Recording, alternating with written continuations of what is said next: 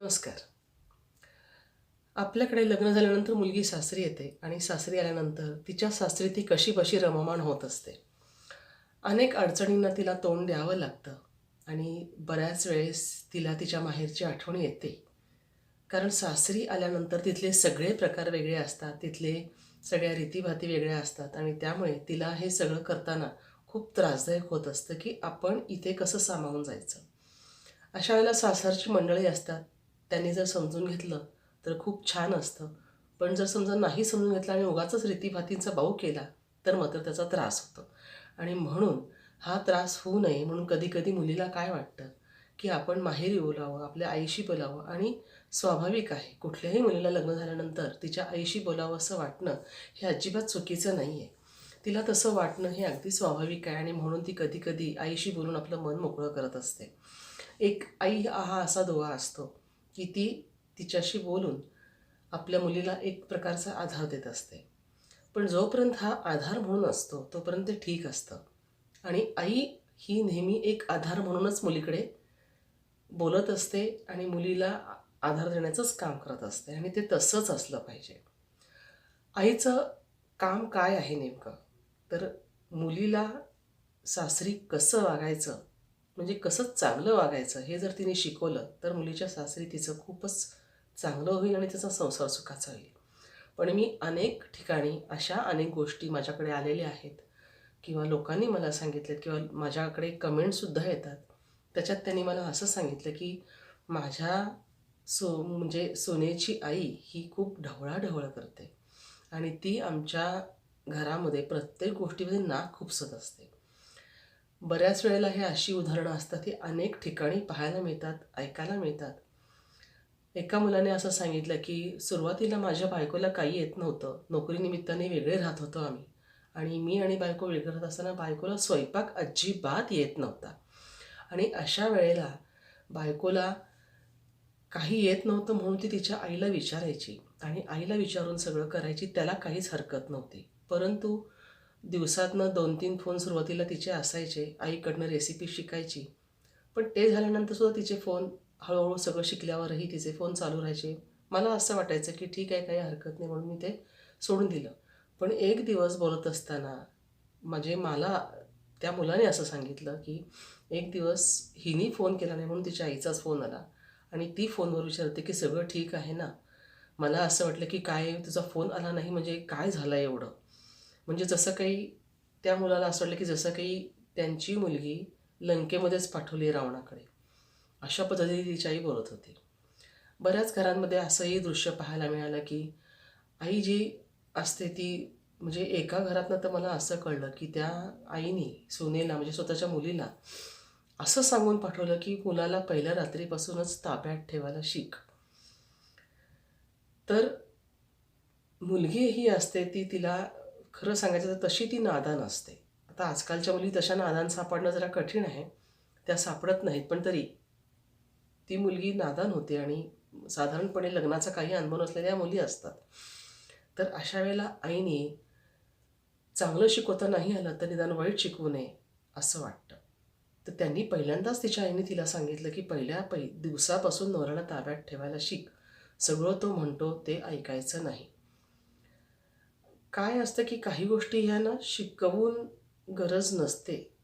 काही काळानंतर त्या मुलीच्याच लक्षात येतं, की आपण किती ऐकलं पाहिजे. आपला नवरा चांगला आहे की वाईट आहे. आपल्या सासरची माणसं चांगली आहेत की वाईट आहे, हे त्या मुलीला आपोआपच कळायला लागतं. तिला वेगळं शिकवण्याची गरज नाही लागत. पण कधी-कधी काय होतं, आईचा नको इतका हस्तक्षेप जर त्या संसारात मुलीच्या असेल, तर अशी चूक होते, की जर सासरची माणसं चांगली असतील, देव माणसं असतील, समजून घेणारी असतील, तर अशा वेळेला त्या आईचा जो सल्ला असतो, तो मुलगी जर पाळायला गेली, तर चांगल्या संसाराचं, चांगल्या अ, घराचं खूप वाटोळं होऊ शकतं. अशी घरंसुद्धा अनेक बघायला मिळालीत. आता मी स्वतःच पेशाने वकील असल्यामुळे मला माझ्याकडे अशा अनेक केसेस येतात. हे मला त्याच्यामुळे सगळ्यांचं माहीत आहे, की किती प्रकारे असे हस्तक्षेप असतात.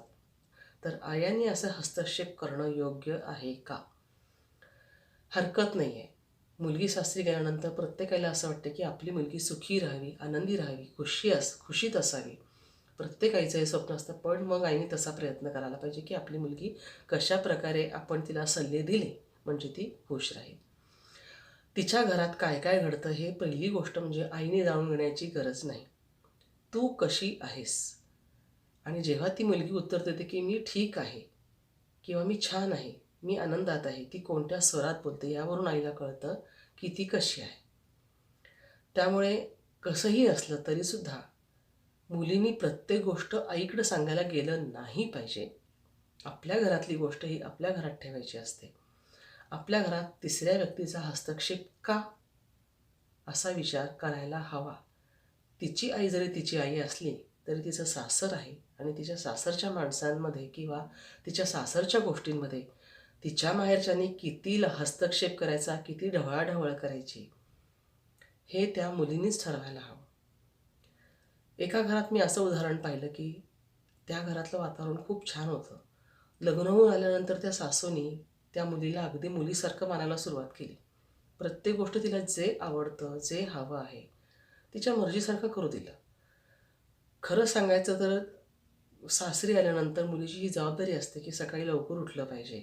कमीत कमी स्वतः लवकर उठावं. तू सासू-सासऱ्यांना चहा दे की नको देस.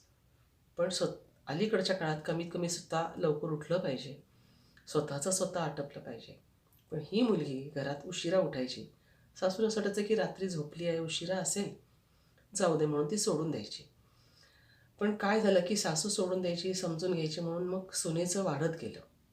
मग नंतर ती कारणं द्यायला की नाही गादीच चांगली नव्हती, नाही पलंगच चांगला नव्हता, नाही रात्रभर डासच चावले, म्हणजे तिची कारणं वाढत गेली. आणि नंतर हळूहळू असं व्हायला लागलं की मग सासू बोलायला लागली की असं नाही, आपल्याकडे सकाळी लवकर उठण्याची पद्धत असते. सकाळी लवकर उठलं पाहिजे. सकाळी लवकर उठलं की लक्ष्मी त्याच्या घरी पाणी भरते. मग ह्या सगळ्या जुन्या समजुती. मग सुरू झालं. मग नवऱ्याकडे कागाळ्या सुरू झाल्या. मग आईकडे कागाळ्या सुरू झाल्या. मग आईने सुरुवात केली, तू कशाला ऐकून घेतेस? तू बोल. म्हणजे सासू आधी समजून घेत होती हे तर पाहिलं गेलंच नाही.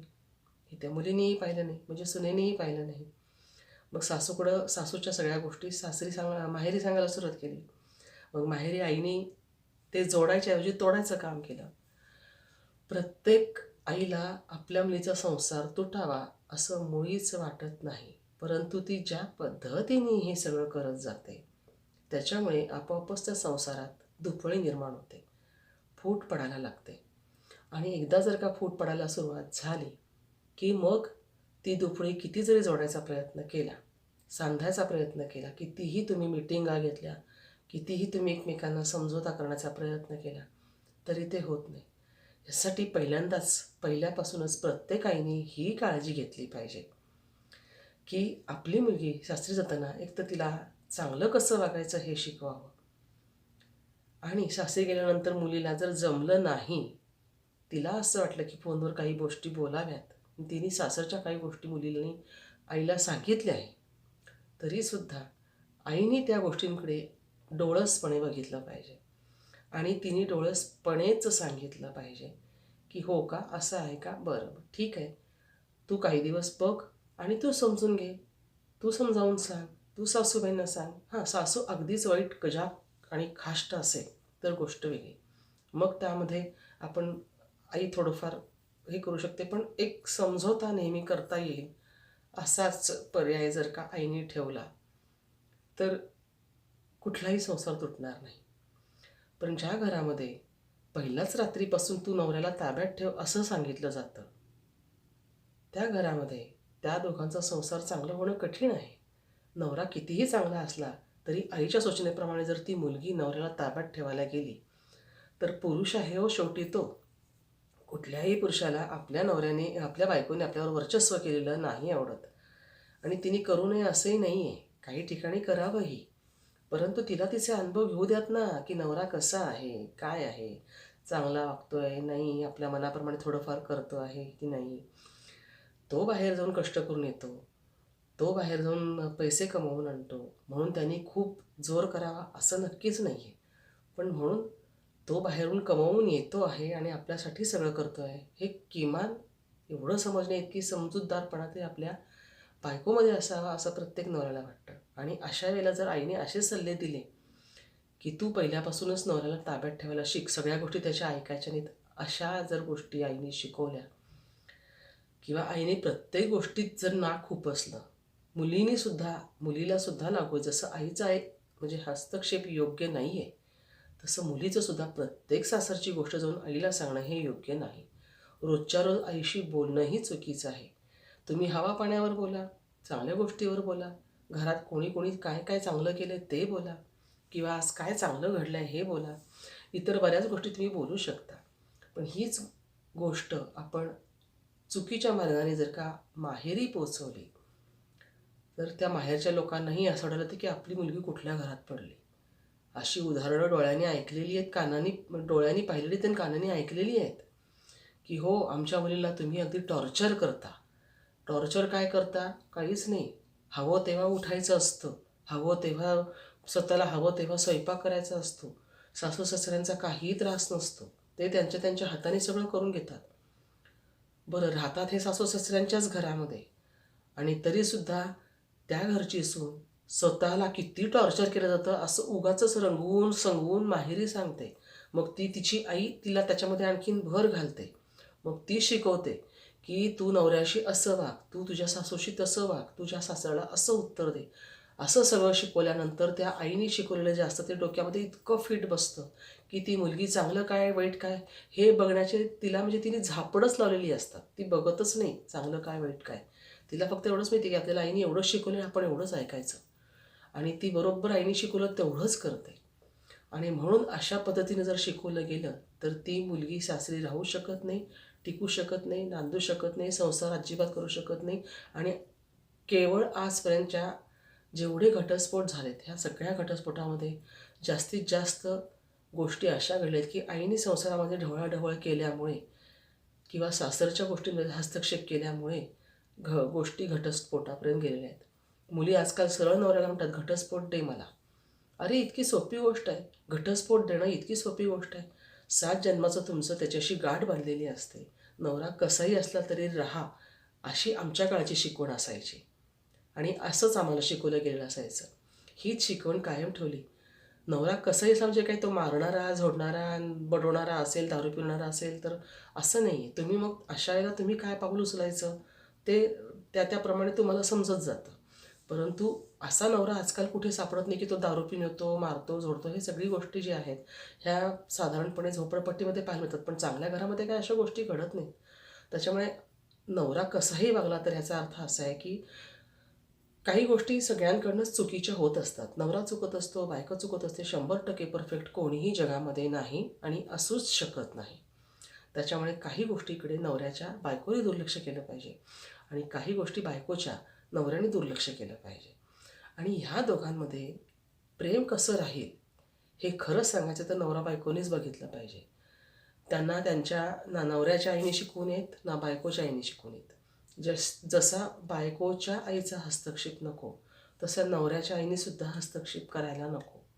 आई ती कुणाचीही असो, नवऱ्याची की बायकोची. नवरा बायकोच्या संसारामध्ये हस्तक्षेप नको. हां, एक नक्की सजेशन तुम्ही देऊ शकता, तुम्ही सुचवू शकता एखादी गोष्ट, पण त्यापुढे त्यांनी ती करायची की नाही करायची हे त्यांच्यावरतीच आपण सोपवून द्यायचं. बघ मला असं वाटतं, असं म्हणावं, परंतु हे करायचं की नाही करायचं हे मात्र तू ठरव, असं त्याला सांगायचं, असं त्यांना सांगायचं. आणि ह्या उपर त्यांनी जे काही त्यांना करायचं ठरवलेलं असेल ते त्यांना करू द्यायचं. आणि म्हणून जर मुलाचा संसार किंवा मुलीचा संसार सुखाचा व्हायचा असेल तर आईनी हस्तक्षेप करू नये आणि मुलीनी म्हणजे सुनेनी सतत माहेरी तगादा लावू नये की सासू असंच वागली, सासरा तसंच बोलला, नवऱ्याने हेच केलं, नंदेने तेच केलं. अशा गोष्टी माहेरी घेऊन जाऊ नयेत. आणि मुलींनी माहेरी नेल्या तरी मुलीच्या आईने ते समजून घेऊन त्याच्यात समझोता कसा होईल, ते जोडता कसं येईल हे बघायचं, ना की ते तोडलं कसं जाईल किंवा घटस्फोट होईल. अशा गोष्टी आईने करू नयेत. कुठल्याही मुलीला, पुन्हा एकदा सांगते, कुठल्याही मुलीला घटस्फोट मिळावा असं कुठल्याही आईला वाटत नाही. कुठल्याही मुलीने घटस्फोट घ्यावा आणि तिचा संसार तुटावा असं कुठल्याही आईला वाटत नाही. आणि म्हणून आईची ही जबाबदारी आहे की तिने एकतर हस्तक्षेपच करू नये आणि केलाच तर तो योग्य असेल, चांगला असेल तर जरूर करावा. पण शक्यतो तिने हस्तक्षेप न केलेलाच योग्य असेल. तुम्हाला काय वाटतं?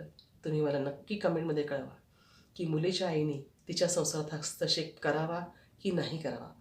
हस्तक्षेप करणं योग्य की अयोग्य? हे तुम्ही मला तुमच्या कमेंटमध्ये सांगा. हा व्हिडिओ आवडला असेल तर लाईक करा, शेअर करा, सबस्क्राईब करा. धन्यवाद.